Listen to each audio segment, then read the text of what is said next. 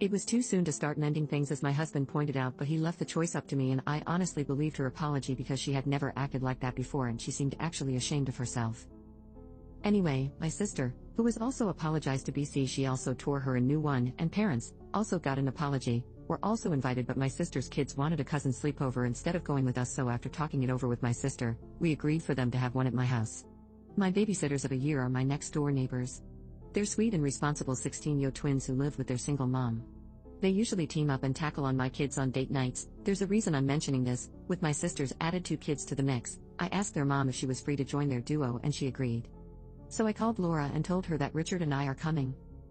When we got to their house, Laura greeted my husband and I at the door. We handed her the gift and went in, but she seemed puzzled that we didn't have a trail of kids with us, so I told her that it's just us adults tonight. Same thing happened when my sister and her husband walked in. Dinner was awkward. No matter how we tried to lighten up the mood, and the conversation was stilted at best, but I thought it was at least a step forward. Laura asked this time about why the kids were not with us, that she had made special food for them. I never mentioned the kids when I got back to her, just my husband and I, but I felt like it was my fault that I didn't clarify it, so I apologized for it and thanked her for thinking of them. My sister chimed in that her kids and mine were having a cousin sleepover tonight and how she was excited about our soon-to-be nephew to join them when he's here and older. Laura looked at her with a smile and said, "Yeah, I'm sure he'll be best friends with his cousins, as in my kids, and his step-cousins, as in my sisters." This pissed me off because we don't use step anything with the kids, but I bit my tongue.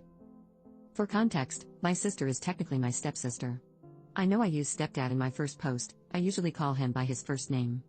I consider him a parental figure since he raised me since I was 10, but I had a dad and the title will always be his. My sister gave her a hurt look, but it was my brother who nudged his wife with a "What are you doing?" look. A few minutes went by again with eating and light convo before Laura asked again about our kids, mainly who was watching them since all 4 parents are here. I told her that my neighbor and her daughters are babysitting, to which she laughed and joked about how incompetent the girls and their mom must be to need all 3 of them to wrangle the kids. Also, for context, I have 4 kids. I'm biased and like to think they're well behaved, but they're sometimes too much for one person to handle, even me, and I'm the one that brought them into this world. Add my sister's 2 kids, and it's a lot for 2 teenage girls to handle even for just a few hours. We left at 7, it said we'll be back at 11. It has absolutely nothing to do with the girls whom my kids adore or their mom, who is as kind as they come. Before I could retort anything, my mom stepped in with one of her smiles and told Laura that it's so kind of her to offer her own competence and watch the kids next time. That shut her up real fast.